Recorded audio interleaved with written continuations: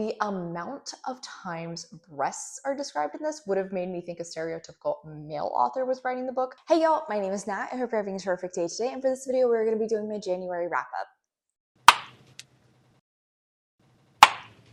Alright, before we get into anything bookish, make sure you hit like and subscribe down below, as well as tell me in the comments what was the best book that you read in January. Alright, so it's crazy. We're already a month into 2025. That is wild. January weirdly felt like it took a very long time, but also went kind of quickly. As per usual, time. She's a mysterious lady. Let's go ahead and dive into my stats for the month. I read 14 books in January. Across those, I read 4,487 pages. That's fantastic, but that does include converting audiobook hours to pages, and in regard to audiobook hours, I listened to 45 hours overall. While this is a fairly high number, I am glad it's a little bit on the lower side, meaning I did read more of these pages with my eyes, and y'all know from my video I did in December, I've been working on that, and clearly it's paying off. My average rating for the month was 3.75 stars, not a terrible way to start the year. Unfortunately though, I did have 2 DNFs. When it comes to my genre breakdown, I read 1 contemporary book, 3 horror, 1 manga, and 1 nonfiction, 2 romance, 1 romantasy, 4 sci-fi, and finally 1 thriller. For my series stats, unfortunately, I did start into 4 new series. I did continue into 1, I finished out another, and then I'm going to currently say I've made the decision to not continue with a final one. As for the additional little goals for myself, I unfortunately did not complete a book that was 450 pages or more. However, from looking at my genres, you can see that I did read a manga and I also read a nonfiction book. And then finally, a new stat I want to keep track of this year. Of the 14 books I read, 8 of them were from my owned TBR. That's great. We really want to keep that number on the higher side. As per usual with my wrap-ups, I'm only going to be doing reviews here for books that I didn't read for specific videos. I do have numerous planned vlogs coming out in February, so keep your eyes peeled for those. Let's go ahead and dive into the books I'm going to review for y'all today, and I think I'm going to go through these chronologically and just keep it easy for me. So starting at the top, I officially finished out my reread of Bunny by Mona Awad. This book is insanely popular, so if you're somehow unaware, it is a culty horror story in which we're following Samantha, who is the only girl in this graduate writing class that's not a member of this clique of women who refer to each other as Bunny, but she actually gets invited to one of their smut salons, and she doesn't realize the real ramifications of attending this event. I read this for the first time in 2020, and though I did enjoy it, I was also really lost for a lot of it because Awad's writing is very surreal. It feels like a nightmare. Since I read more of her work, I've started to figure out her style a little bit better, and I've started to enjoy it more and more. So I'd really been excited to reread this one, and I do feel like my enjoyment of it improved on my second read through. I think I actually followed the story on the whole a lot better. And I also think part of that comes down to the fact that I was annotating this and paying a lot more attention to everything as I was reading it. I didn't get quite so lost in the sauce with Awad's writing, though there are still a few moments where that did happen. I remember when I first read this that I felt like there were a lot of allusions to Alice in Wonderland. It wasn't nearly as prevalent as I was expecting, though I did still very much enjoy them, and I also was really here for the creepy cult aspects. I think the true horror lies in Sam's loneliness, her desperation to belong somewhere, to find a place for herself, and some direction as to what she should do next in her life. The extended metaphors that Awad uses when it comes to like the writing process and also academia were just so well done. They were very well incorporated throughout the story. I really enjoyed them. Upon reread, I do think I'm going to bump this to a 4.5 stars. Next up, I participated in Winterween, and I also completed the little goal I set for myself of trying to read a different book for every single prompt. I did have a vlog of that, so I'll put a link to it in the cards if you're interested. But starting at the top, the first book I finished out was mieruko-chan Volume 1 by tomoki izumi. Not really surprising, seeing as how this is a manga,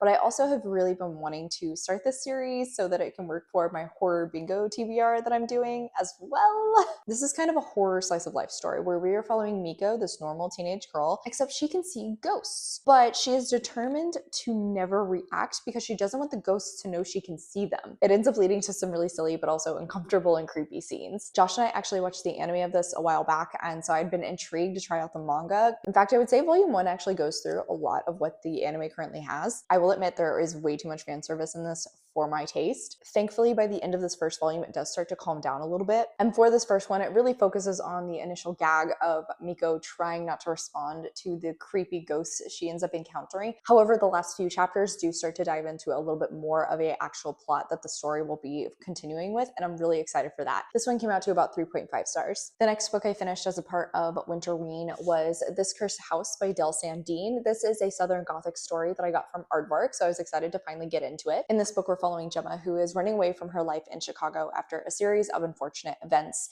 and she is offered this really well-paying job in New Orleans working for this family.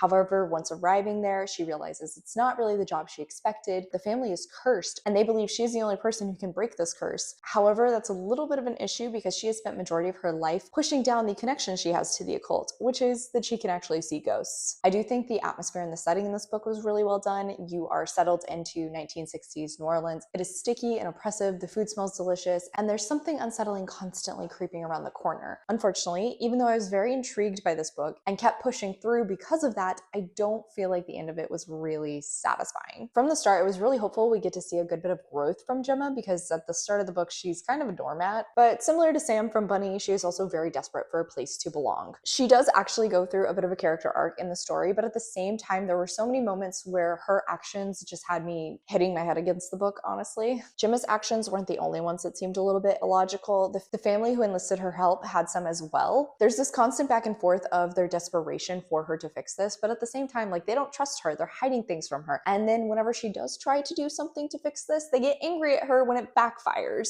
The constant inconsistency of that was really frustrating. And many times it felt like there was no basis for the actions that the characters were taking. The author was just writing them into the situation to create conflict. Around about 250 pages in, this really started to drag for me. It was a constant 2 steps forward, 1 step back. It didn't seem like there was any urgency to Gemma's actions. But the frustrating part was the more Gemma uncovered, the more intrigued I got, so I kept pushing through. But honestly, the final reveal wasn't really as jaw-dropping as I was expecting. That's not to say what happened wasn't terrible, but it didn't really feel like it warranted the amount of buildup we had. There was also an additional element that was kind of just tossed out there for like some extra shock value, but it gets brushed under the rug like really quickly, so I didn't understand the necessity of it. It was doubly annoying that the final reveals were so unsatisfying because there were a few other twists earlier on in the book that were actually surprising. Finally, there's this ongoing message around forgiveness and how it's really freeing, but I didn't really feel like it fit with some of the themes going on in the story. Maybe I'm petty, and like, I'll admit, I can definitely hold a grudge, but some of the atrocities this family did and their response to what their family has done just didn't feel like it warranted forgiveness. Not to mention how they treat Gemma. Like, by the end of the book, I don't think she should have forgiven them for all they had put her through. I did enjoy the discussions around colorism that were woven throughout the story, and also seeing some of the daily struggles Gemma had as a Black woman in the 1960s, but I also wish the author would have done a little bit more with those within the story. Like I said, there were good aspects here, but unfortunately the final product wasn't really for me. My Cawpile rating of this is like 2.75 stars, so I'm gonna round it up to 3. It's definitely a low 3. Also, part of Winterween, I read Dark Places by Gillian Flynn, a book that I've been wanting to get to for quite some time. In fact, this is an author I've been wanting to get to for quite some time. Finally did, and I don't know if I liked this book or not. So in the story, we're following Libby, whose family was unfortunately the victims of her brother, who was a family annihilator, and she was the only survivor at 7. She also ended up being the sole testimony to put her brother away. Now, Libby, as an adult, has really spent majority of her life riding in the coattails of this tragedy, and unfortunately, it seems like the money is finally drying up. She's approached by this group of people who actually believe that her brother is innocent, and they kind of end up paying her money to investigate the crime and speak with people who would never give them the time of day. Initially, Libby's really hesitant about this. She's still sure that her brother was responsible, but as she starts investigating the case, that does start to change. Like I said, this was a really weird reading process because I was engrossed in this book, but I also had to push myself through this book at times. I can objectively say that Flynn is a very good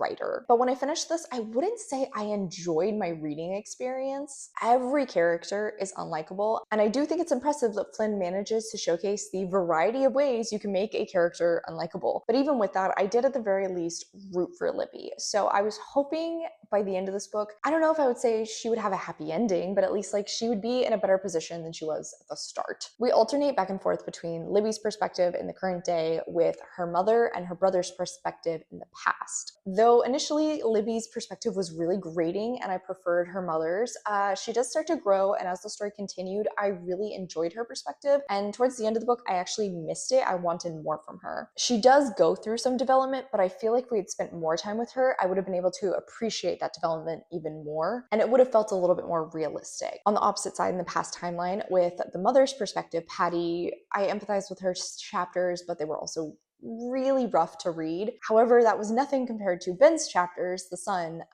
His chapters made me feel like I needed to take a shower afterwards. I do feel like Flynn wrote a impressionable and desperate teenage boy very well. Plus, there are some hints at the darkness underneath that he is struggling with, but I did kind of detest his chapters. Those were the chapters where I really had to make myself keep reading. Like I said, I can appreciate objectively that showcases how well written they were, but that doesn't change the fact that I didn't like them. There is an angle to the story around the satanic panic, as that was an ongoing phenomenon in the past timeline. I get how Flynn utilized it, but I wish it would have been more present.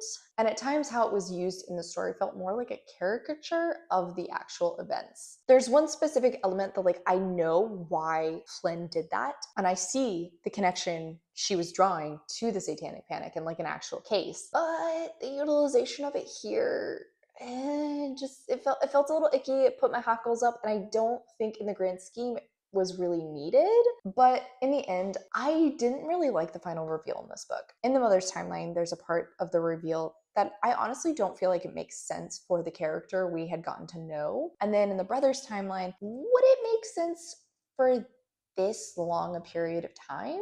I don't know. The end of this book wasn't really satisfying. I mean, and maybe that's the point, that Flynn was trying to maintain this really bleak and darkly realistic feeling that's very grounded. But oh my God, by the end of this book, I was tired of it. And final note, the amount of times breasts are described in this would have made me think a stereotypical male author was writing the book. I can't believe Gillian Flynn constantly brought up every female character's boobs. Why? What was the point in that? This is a 3.5 star because it's right down the middle, and there are a lot of parts of the book that I can appreciate objectively, but again, this is not a book that I ever want to reread, and I don't know if I would really recommend it. Final book that I can talk to you about from Winterween was Of Cattle and Men by Paula Maia. This is a short little novella that is following a group of men who work at a slaughterhouse in, I want to say it was Brazil. I think this was a good little thought-provoking read, and if not for the fact that I've already looked at a lot of these themes in philosophy courses, it might have been more impactful, but unfortunately I don't feel like it covered anything new to me. The horror scenes were decent. Obviously, with this sort of setup, it does rely a good bit on gore for animals, but no scene was so impactful that I'm still remembering it now, and I never really connected with the writing style either. I'm not sure if that's because of the author's writing or the translator, but one way or another, this was just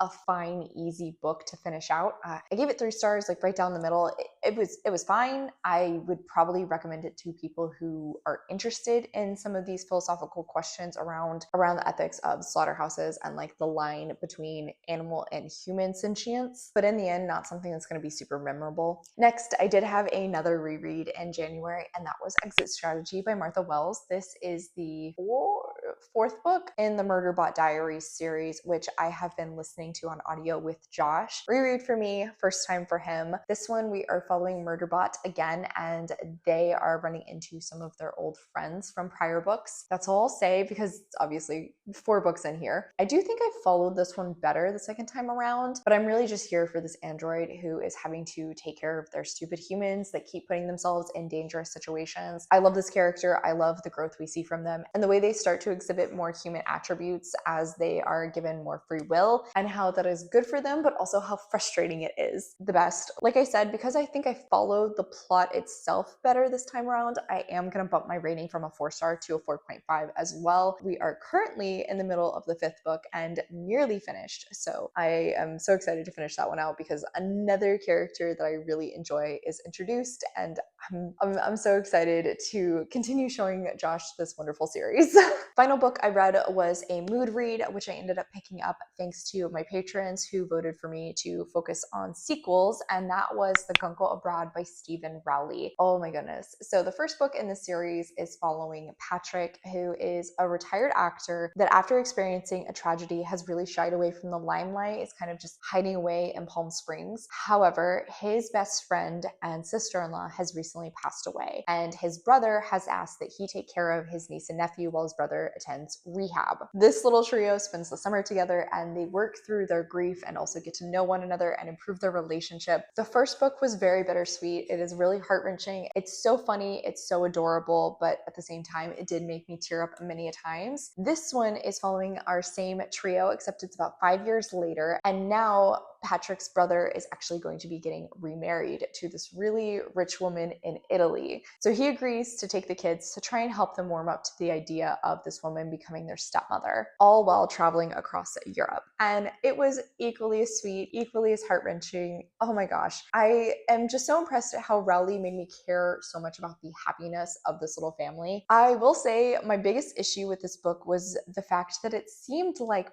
Patrick was the one spearheading the kids having a better relationship with Livia, their future stepmother, and not their father. But with that being said, I do think Rowley kind of wrapped things up in the end in a way that satisfied that issue for me. All in all, it was an adorable read. I laughed out loud many a times, and I also ended up tearing up once or twice. I also gave this one 4.5 stars. So cute. So freaking cute. And that is a great note to end on. That is it for today, y'all. Thank you so much for coming to my channel. I really appreciate it. Make sure to hit like and subscribe down below. If you made it all the way to the end of this video, leave me like a boat emoji in the comments. Let's say a sailboat or a canoe. I don't think there's a gondola, but if there's a gondola, sure, why not? I have all my socials as well as a few ways you can support me, including a Patreon linked in the description. I come out with videos on Monday and Friday, but until then, I hope you continue to have a terrific day.